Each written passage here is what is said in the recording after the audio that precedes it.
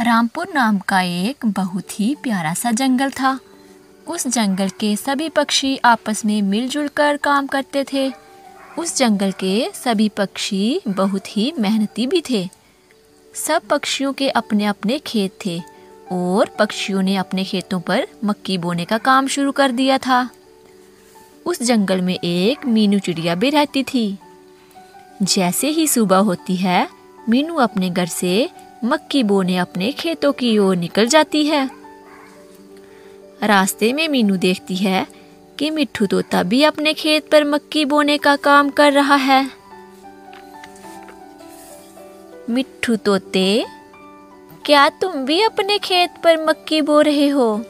हाँ मीनू चिड़िया, मैं भी मक्की बो रहा हूँ। इस बार मैं खूब मेहनत करूँगा और जो थोड़े बहुत पैसे मिलेंगे उससे मैं अपना एक मजबूत घर बनाऊंगा। ठीक है मिट्ठू तोते, मैं भी अपने खेतों पर मक्की बोने जा रही हूँ। फिर मीनू वहाँ से चली जाती है। अपने खेत पर पहुँचते ही मीनू अपने खेत में मक्की के बीज बो देती है और शाम होने पर अपने घर वापस लौट आती है। थोड़े दिनों बाद मीनू अपने खेत पर जाती है और देखती है उसके मक्की के पौधे उग आए थे। अरे मेरे तो मक्की के सारे ही पौधे उग आए, अब मैं अच्छे से इनकी देखभाल करूंगी। इतने में वहां मिट्ठू तोता आ जाता है।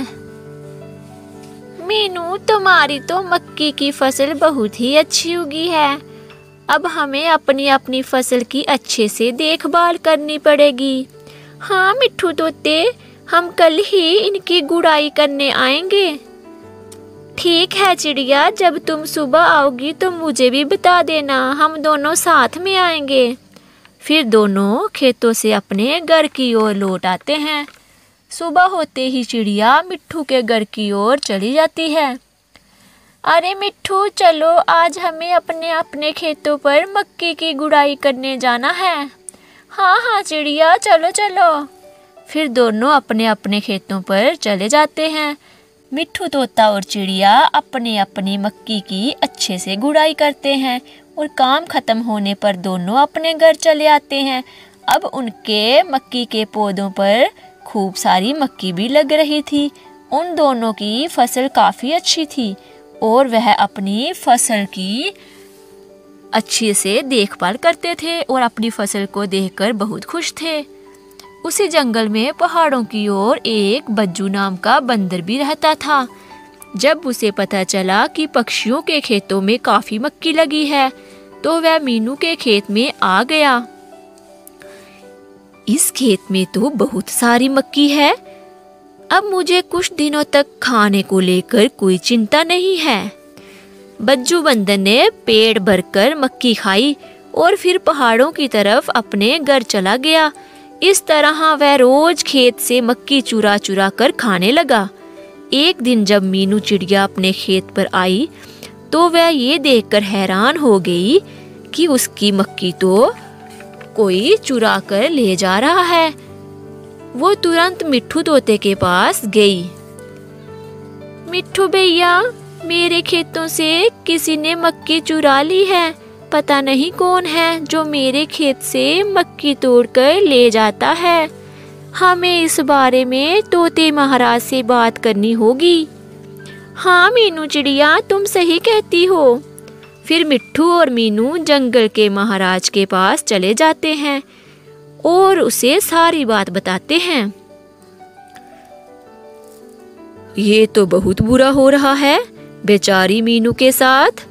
मीनू ने इतनी मेहनत से फसल तैयार की और कोई उसकी फसल चुरा रहा है। सेनापति सुनो, तुम अभी जाओ और मीनू के खेत पर नजर रखो।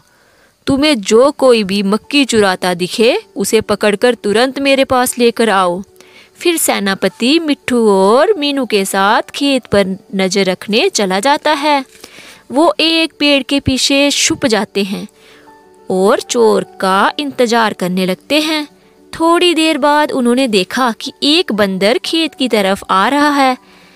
उनके देखते ही देखते वह मक्की तोड़कर खाने लगता है। अरे सेनापति, यही है मक्की चोर जो मेरी मक्की चुरा कर खाता है। फिर सेनापति उस बज्जू बंदर को पकड़कर ले जाता है और महाराज के पास पहुंचा देता है। अरे बंदर, तूने जंगल के पक्षियों की फसल चुराई है, इसका तुम्हें दंड जरूर मिलेगा। नहीं नहीं महाराज, मुझे क्षमा कर दो, मैं फिर कभी इस तरफ नहीं आऊंगा। जंगल के महाराज ने बज्जू बंदर की एक बात नहीं सुनी और उसे पिंजरे में कैद करने का आदेश दे दिया।